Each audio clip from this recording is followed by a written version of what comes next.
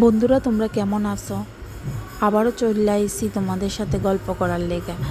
আজকে আমরা কি রান্না করছি আমি অবশ্যই তোমাদের সাথে শেয়ার করব।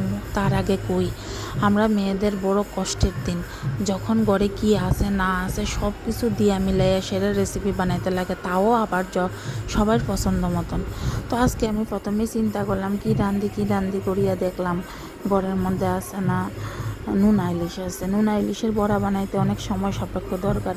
তার জন্য আমি পেঁয়াজ কুচাইয়া নুনা ইলিশের লিগা চাল কুমড়োর পাতা কুচাইয়া নুনা ইলিশের টুকরা দিয়ে ভালো করে একটা চাটনি বানাই নিছি। অনেক শর্ট টাইমে ওইয়া জায়গা, আর তোমরা খাইয়া দেখবো দারুণ হয় চাটনিটা। তো এই চাটনিটা তো আমরা ঘরে সবার ফেভারিট, আমার তো খুবই ভালো লাগে।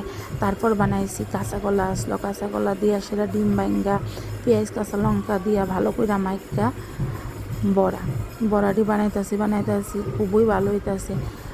বানাইতে দেখতেছি প্রচুর পরিমাণে তেল লাগতেছে, আর এই তেল খাওয়ানো তো আবার নিষিদ্ধ। আমার না মায়া আর জামাই তো তেল এত বেশি পছন্দ করে না, ডাক্তারও কইছে তারা যাতে তেল কম খায়। তো কি করুম, তারপর কড়াইটা চেঞ্জ করলাম, কইরা সেরা একটা ননস্টিকের তাওয়ার মধ্যে আসা না বড়াগুলি বানাইছি। এটা অনেকে পকোড়াও কইয়া থাকে। তারপরে দেখো আমার অনেক কম তেলের মধ্যে আছে না পকোড়াগুলি বানাই নিয়েছি, আর দারুণ হয়েছে পকোড়াটি খেতে। তারপর শুটকি চাটনি, ডাল, পকোড়া, আরও একটা সবজি বানাইছি, তোমরা লোকে শেয়ার করতেছি।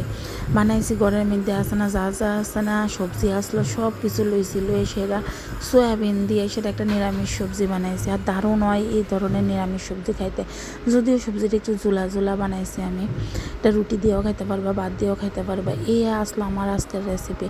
আর বন্ধুরা, তোমরা অবশ্যই জানাইও তোমরা কিতা রান্না করছো আর আমারটি কেমন হয়েছে।